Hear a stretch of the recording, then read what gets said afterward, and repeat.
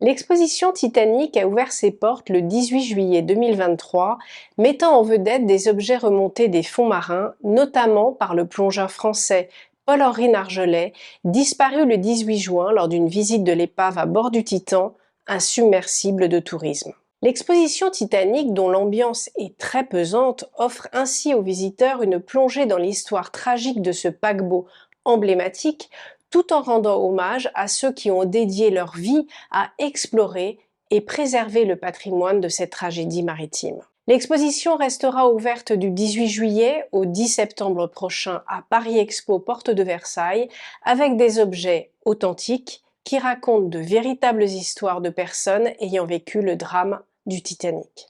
La délivrance en début de parcours d'un boarding pass portant le nom d'un des passagers m'a quelque peu glacée, d'autant que chaque visiteur peut vérifier en fin de parcours s'il a survécu ou non à cette terrible catastrophe. Dans le cadre de cette exposition, je vous propose donc de partir sur les traces des œuvres d'art et objets précieux disparus à tout jamais au fond de l'océan.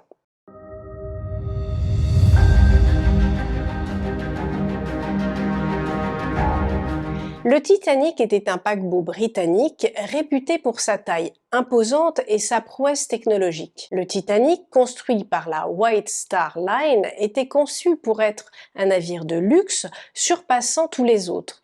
Il faut savoir qu'à l'époque, les compagnies maritimes rivalisaient pour attirer les passagers les plus riches et les plus influents.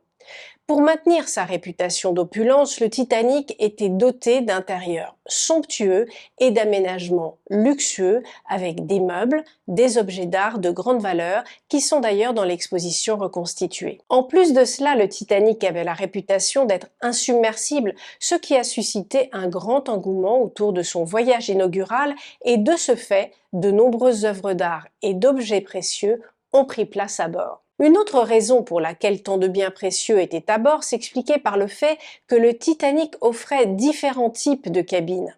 Une première classe extrêmement luxueuse réservée aux passagers les plus fortunés et ces passagers aisés voyageaient souvent avec leurs biens les plus précieux, tels que des bijoux, des objets d'art, des vêtements de haute couture et des bagages de valeur. Outre les passagers de première classe et de seconde classe, qui n'avaient rien à envier d'ailleurs à la première classe, le Titanic transportait également des immigrants, cherchant à commencer une nouvelle vie en Amérique, et certains d'entre eux portaient évidemment avec eux des biens précieux et des économies accumulées pour financer leur nouvelle vie aux États-Unis.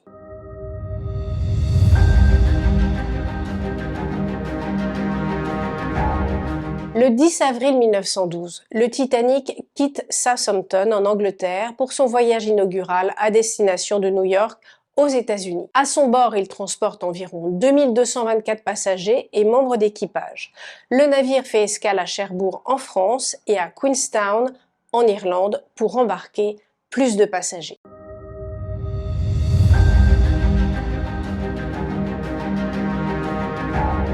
Le 14 avril 1912, alors qu'il naviguait à travers l'Atlantique Nord, le Titanic reçut plusieurs avertissements concernant la présence d'icebergs dans la région, mais le capitaine Edward Smith et son équipage ont continué à naviguer à pleine vitesse. Malheureusement, à 23h40 le même jour, le Titanic heurte un iceberg massif. Les dommages causés à la coque du navire sont catastrophiques, compromettant plusieurs compartiments étanches.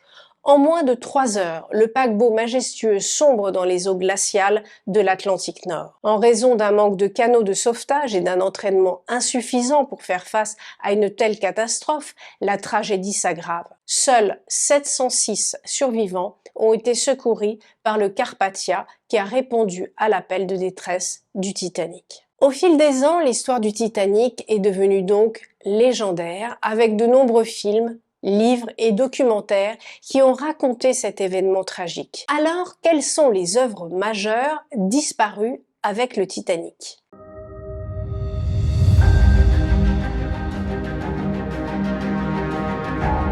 Contrairement à ce que montre le film Titanic, daté de 1997 de James Cameron, le tableau de Picasso Les Demoiselles d'Avignon n'a jamais fait la traversée sur le Titanic et est exposé bien en sécurité au Museum of Modern Art de New York depuis 1939. Au fond des eaux mystérieuses de l'océan repose un trésor perdu, des œuvres d'art de grande valeur qui ont sombré avec le Titanic lors de son tragique naufrage. Cette disparition a laissé derrière elle des histoires étonnantes qui continuent de fasciner le monde. La première de ces histoires est celle de la Circassienne au bain, une peinture précieuse de Marie-Joseph Blondel, un artiste français au style néoclassique. Propriété du riche héritier suédois Moritz Håkan Bernström Stefansson, cette œuvre d'art inestimable fut engloutée avec le navire. Malgré sa survie, Bernström Stefansson a perdu à jamais cette pièce inestimable pour laquelle il a fait une réclamation d'assurance considérable, mais dont le montant final reste inconnu. Un autre trésor englouti était une édition spéciale des poèmes Les Rubaiyat, ornés d'or et de pierres précieuses telles que souhaitées par un collectionneur britannique. Vendu aux enchères pour une somme modeste en raison de la crise économique de l'époque, cet objet précieux devait rejoindre son nouvel acquéreur à New York, à bord du Titanic. Malheureusement, il n'atteignit jamais sa destination et cette édition unique fut perdue à tout jamais dans les profondeurs océaniques. L'une des scènes les plus mémorables du film Titanic est celle où les musiciens continuent à jouer jusqu'à la fin pour apaiser les passagers dans la panique. Cette représentation dramatique reflète en partie la réalité, car le violoniste Wallace Hartley et ses compagnons de musique jouèrent courageusement jusqu'aux derniers instants. Hartley périt dans les eaux glaciales, son précieux violon, un cadeau de fiançailles, demeurant près de lui dans un étui. Des décennies plus tard, l'instrument fut retrouvé, restauré et vendu aux enchères pour une somme considérable, lui rendant ainsi hommage. L'une des pertes les plus remarquables fut celle de la première édition des essais de Francis Bacon, l'éminent philosophe et homme d'État anglais. Possédée par le diplômé d'Harvard Harry Wilkins Widner, cette œuvre fut engloutie avec lui lorsqu'il sacrifia sa place sur un radeau de sauvetage pour sauver une autre personne. En hommage à son fils, sa mère fit don d'une somme importante à l'université d'Harvard pour la construction d'une bibliothèque qui porte fièrement le nom de Widner. Parmi les disparus, avis aux collectionneurs d'automobiles, une Renault coupé de ville datant de 1912. Cette Renault vous rappelle peut-être quelque chose, c'est parce qu'elle est apparue dans le film Titanic à un moment crucial de l'histoire. La Renault coupé de ville appartenant au passager de première classe William Carter, qui fut le seul véhicule autorisé à monter à l'intérieur du Titanic. Emilio Giuseppe Portaluppi rentrait aux États-Unis à bord du Titanic après avoir rendu visite à sa famille en Italie. Parmi ses objets de valeur, Portaluppi portait sur lui un autographe du héros de guerre italien Giuseppe Garibaldi. Outre les œuvres d'art, de nombreux objets de valeur ont été perdus lors du naufrage du Titanic. Parmi eux se trouvaient des pianos Steinway de première classe. D'ailleurs, les images sous-marines ont montré qu'un des pianos était demeuré tout à fait intact. Alors n'oublions pas, bien entendu, les bijoux, dont une bague est d'ailleurs exposée dans le cadre de l'exposition. The Art of the Ocean du film Titanic n'est pas un vrai bijou. Ce bijou est cependant basé sur un vrai diamant, le Hope Diamond de 45,52 carats, dont la valeur est estimée à environ 350 millions de dollars. Le diamant Hope n'était donc pas à bord du Titanic lorsqu'il a coulé.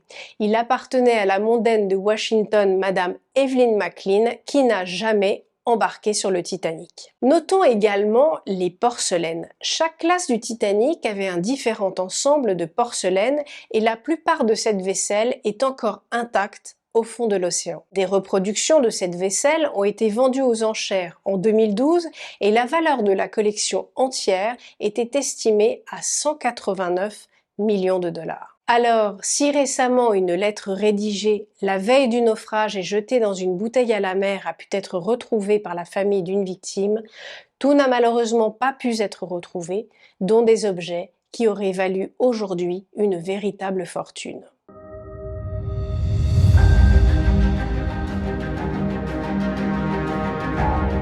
Le naufrage du Titanic a été donc une tragédie qui a coûté la vie à de nombreuses personnes auxquelles nous rendons hommage aujourd'hui. Accordons maintenant une minute de silence pour tous les disparus à jamais engloutis dans les profondeurs de l'océan. À bientôt surexpertisé.